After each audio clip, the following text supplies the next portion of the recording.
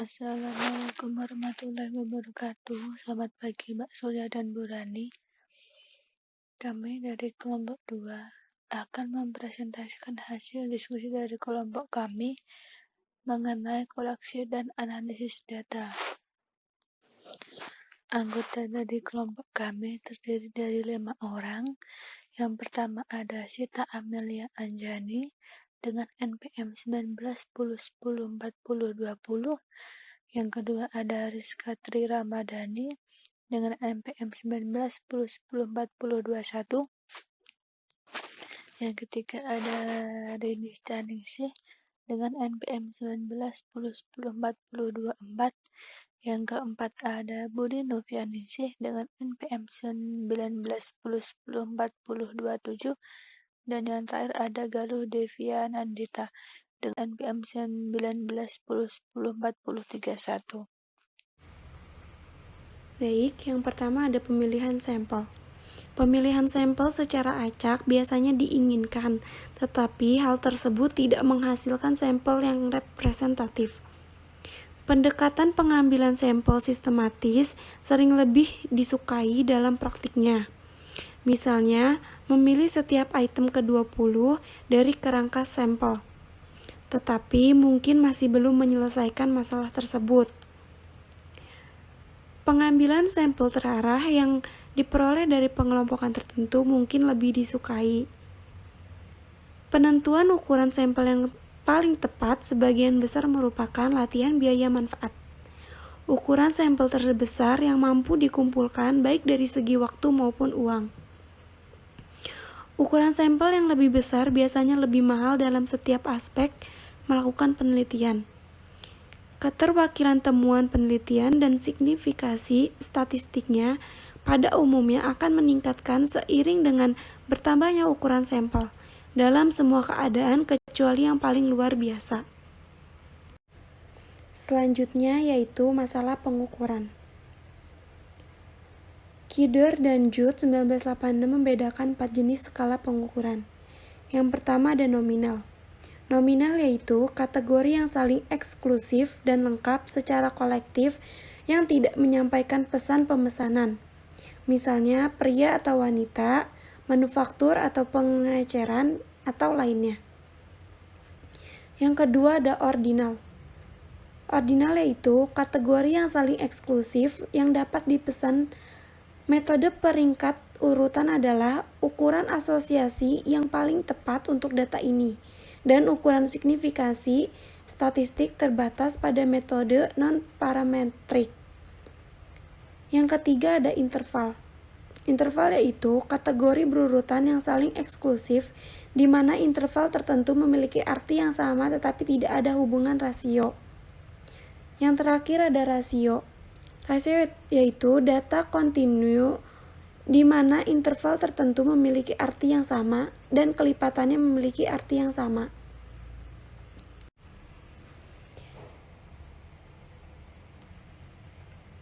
Dalam ukuran tingkat ordinal, skala peringkat alternatif sering digunakan dalam literatur akuntansi.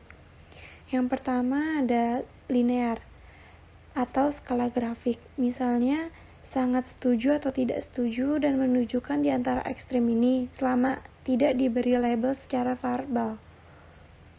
Yang kedua diperinci atau skala kategoris. Label untuk menunjukkan kategori berurutan tertentu. Yang ketiga komparatif. Tindakan meminta penilaian dibuat dengan mengacu pada tingkat kinerja tertentu dengan tujuan memberikan dasar komparatif.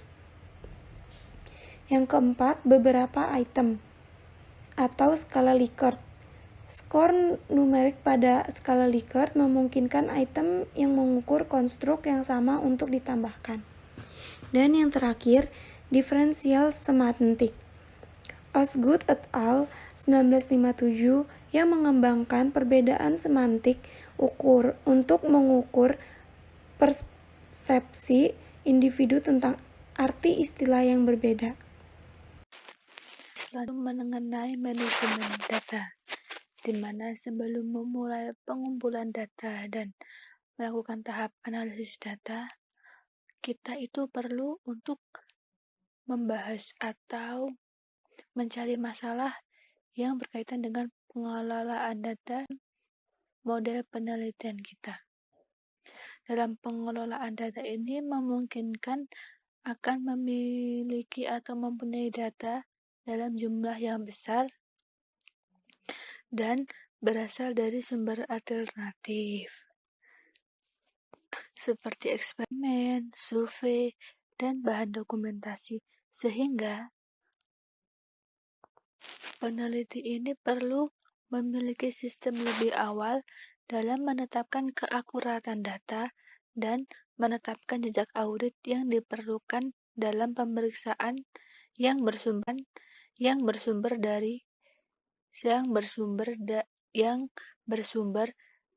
dan item data tertentu. Nah, semua data ini dapat bertindak sebagai alat bantu memori jika peneliti perlu untuk kembali ke sumber dalam menetapkan kemajuan yang tepat dari proses penelitian. Nah, sebagian besar protokol etika universitas ini dalam proses penelitian akan menentukan penyimpanan yang aman dari bahan penelitian asli, termasuk kaset, audio, dan transkrip terkait dalam jangka waktu hingga 7 tahun. Nah, sebelum melakukan pengumpulan data ini, perlu untuk menetapkan definisi dari variabel yang tepat dan label variabel yang mudah diingat, di mana ini memiliki kuesioner yang kompleks dan perlu membangun sistem pengkodean dalam merekam jawaban. Nah, dari semua masalah ini perlu ditangani lebih awal dan solusi didokumentasikan dengan hati-hati.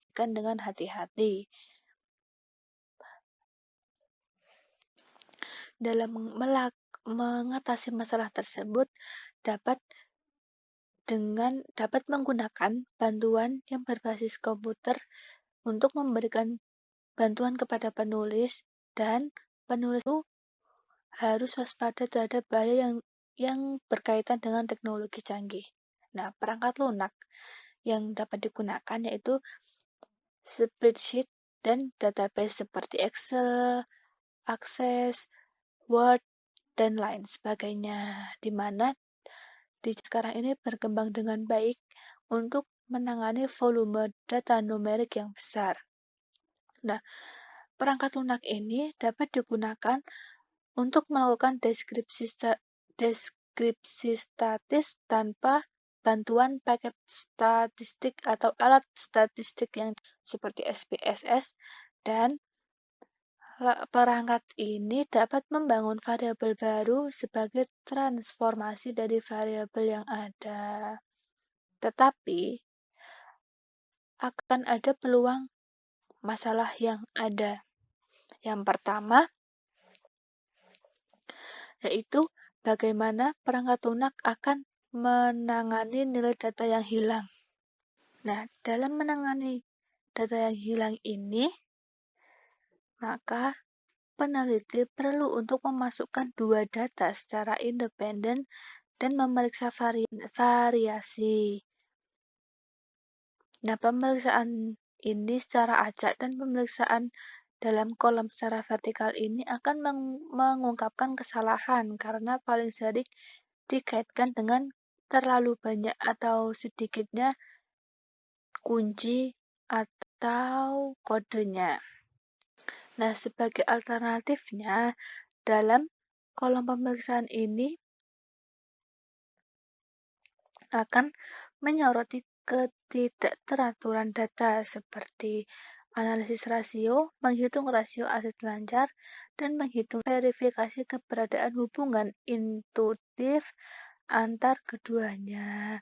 Nah, alternatif yang lainnya yaitu dengan menggunakan statistik deskriptif sederhana seperti hitung rata-rata dan simpangan bagus setiap kolom dengan fungsi rumus. Yang kedua, ada masalahnya mengenai bagaimana kita menghindari korupsi data. Nah, dalam simpan atau menyimpan file di tempat yang berbeda. Dan jangan pernah merusak salinan master atau itu datanya itu harus di backup gitu.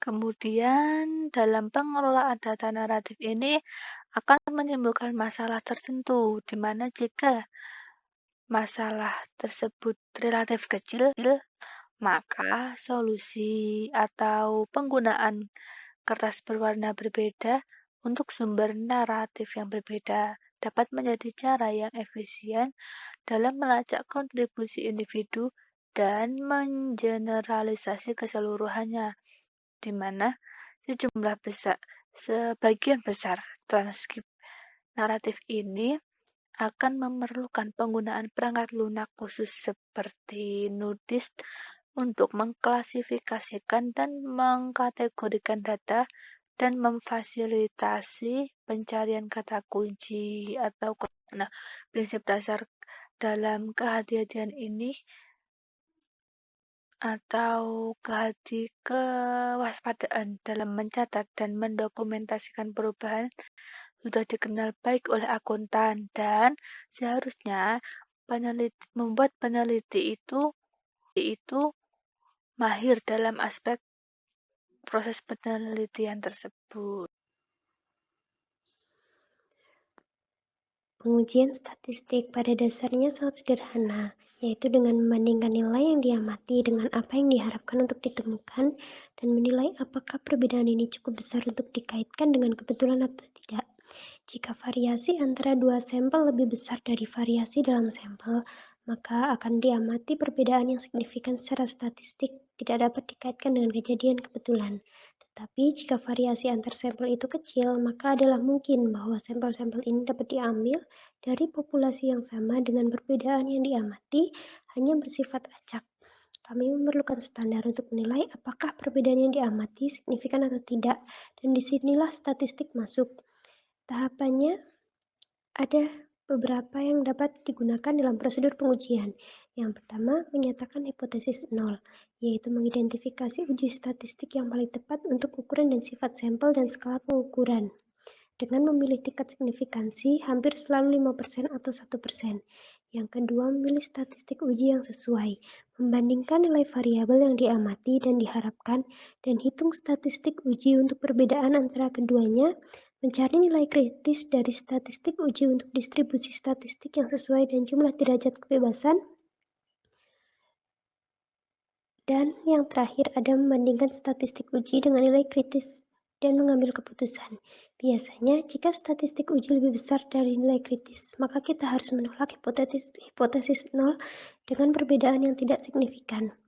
Kemudian ada statistik parametrik yang mengharuskan data diambil dari distribusi normal yang mulus, kurva simetris berbentuk lonceng ditentukan oleh rata-rata dan ukuran deviasi standar, dan statistik non-parametrik yang tidak membuat asumsi seperti itu mengenai distribusi yang mendasarinya. Mereka menggambarkan hubungan dalam hal frekuensi, peringkat, dan tanda-tanda arah daripada sarana dan standar deviasi. Tes parametrik lebih kuat, jadi kami biasanya lebih suka menggunakannya, tetapi jika ada keraguan tentang kualitas data atau asumsi yang mendasarinya, maka kami akan pindah ke alternatif non-parametrik. Meskipun ini secara teknis diperlukan, hasilnya biasanya tidak berbeda karena teknik statistik standar sangat kuat dalam praktiknya meskipun melanggar asumsi yang mendasarinya. Yang selanjutnya ada tabulasi silang. Penggunaan tabulasi silang untuk menghasilkan matriks kontingensi mewakili alat analisis yang paling populer.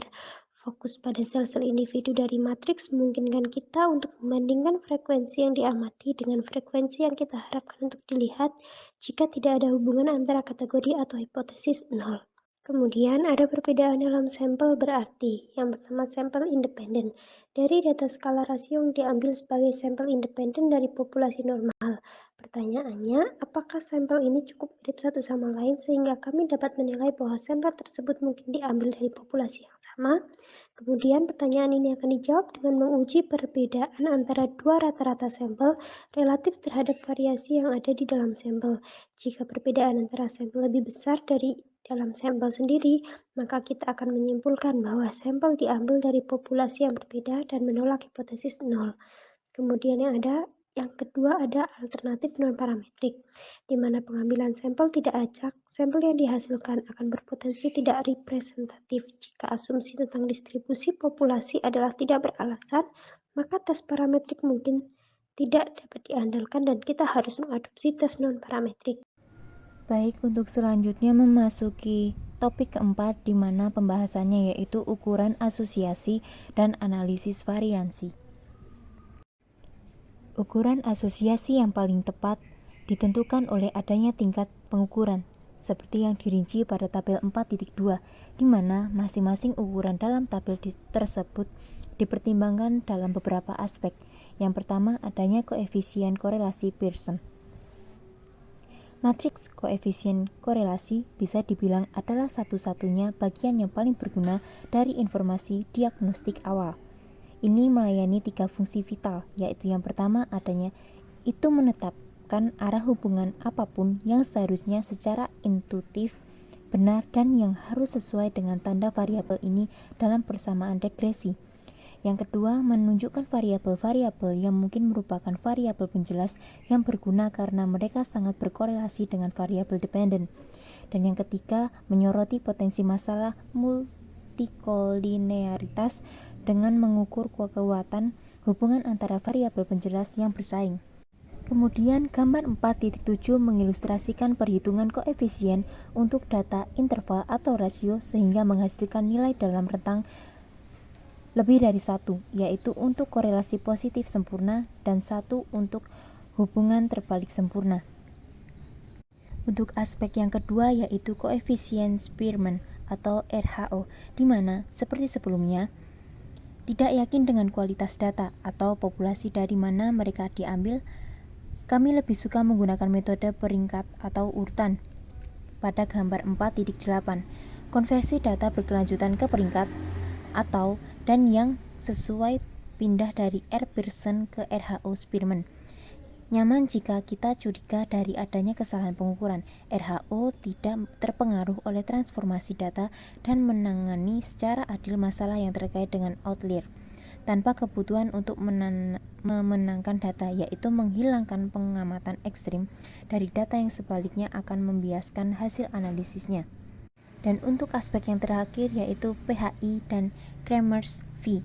Pada gambar 4.2 dapat menolak hipotesis nol untuk dataset yang berhubungan pengelompokan auditor untuk perubahan kebijakan akuntansi. Langkah-langkah yang sangat rendah dari asosiasi pada gambar 4.9 mencerminkan temuan sebelumnya, di mana kontingensi tabel mencerminkan serangkaian kategori yang berurutan pada setiap sumbu.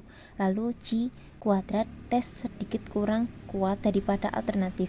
Misalnya Goodman dan statistik gamma Klukskal atau statistik Tau Kendall.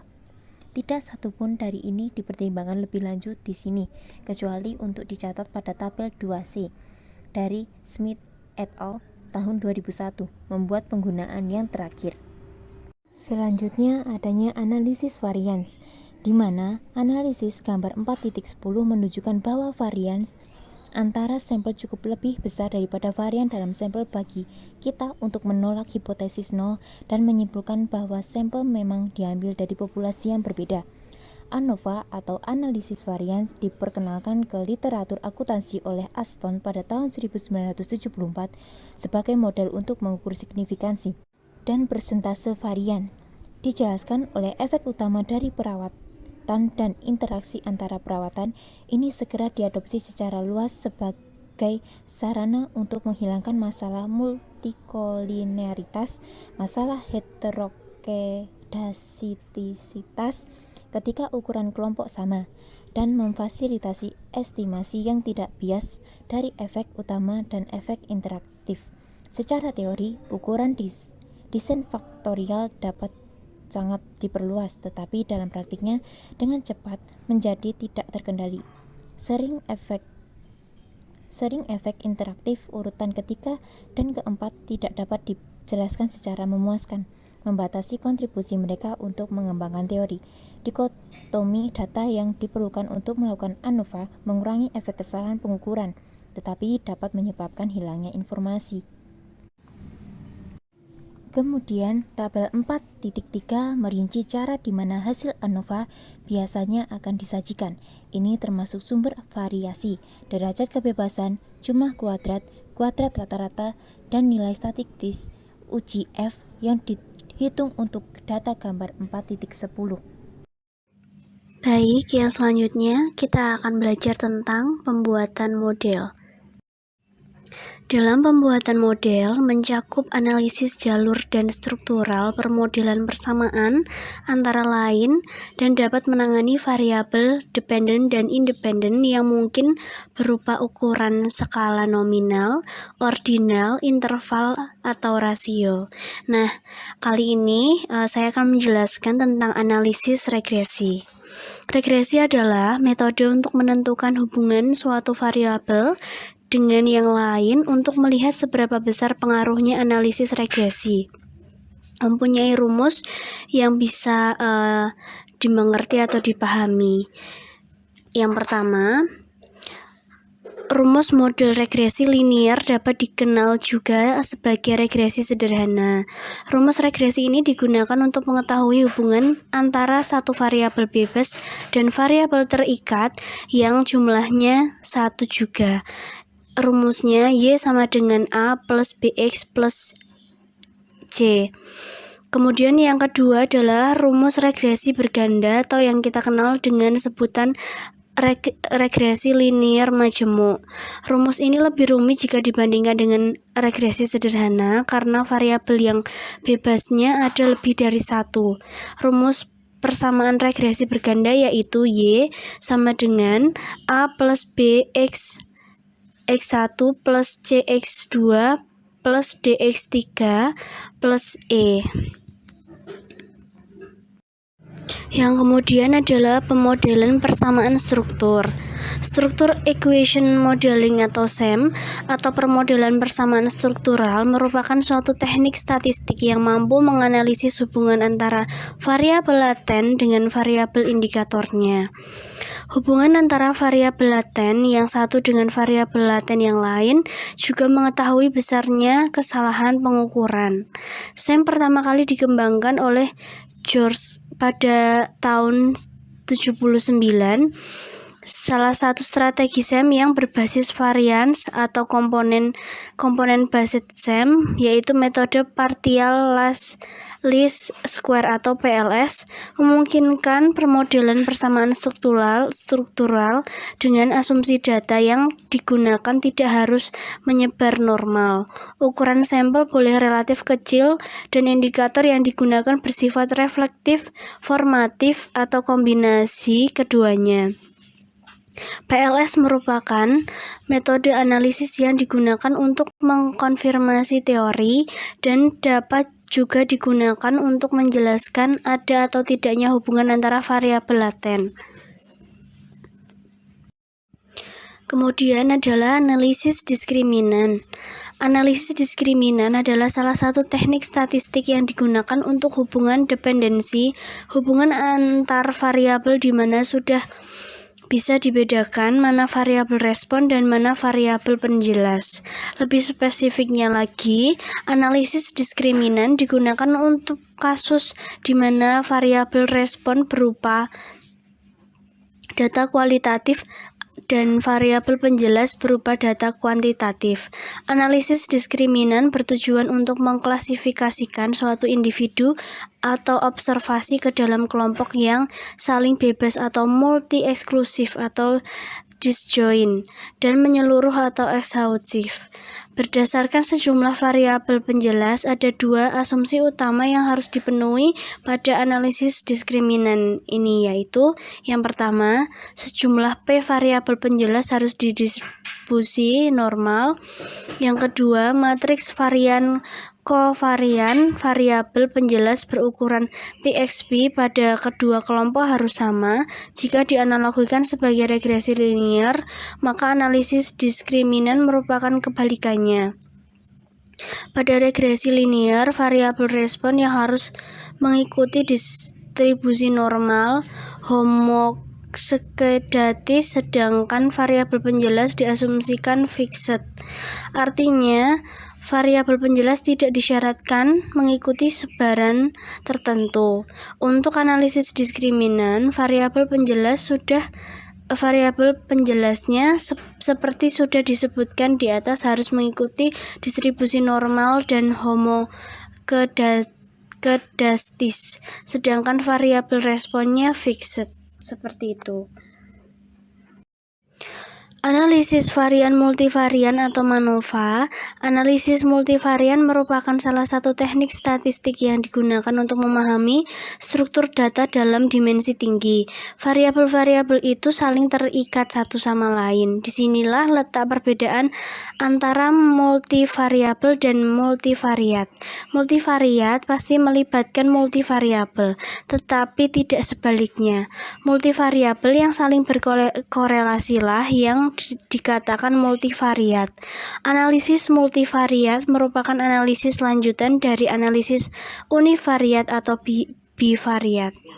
Perbedaan antara ANOVA, analisis varian, dan MANOVA terletak pada jumlah variabel dependennya. ANOVA digunakan untuk mengetahui apakah terdapat perbedaan pengaruh perlakuan terhadap satu variabel dependen, sedangkan MANOVA digunakan untuk mengetahui apakah terdapat perbedaan pengaruh satu variabel dependen. Perbedaan MANOVA dan ANOVA diformulasikan sebagai berikut. MANOVA Y1 plus Y2 plus Y3 plus YN sama dengan X1 plus X2 plus X3 plus XN. Matriks non-matriks ANOVA adalah Y1 plus X1 plus X2 plus X3 sama dengan X tanda tanya. Seperti itu. Sekian presentasi dari kelompok kami. Apabila banyak kesalahan, kami mohon maaf yang sebesar-besarnya. Kami akhiri. Wabillahi taufiq wal hidayah. Wassalamualaikum warahmatullahi wabarakatuh.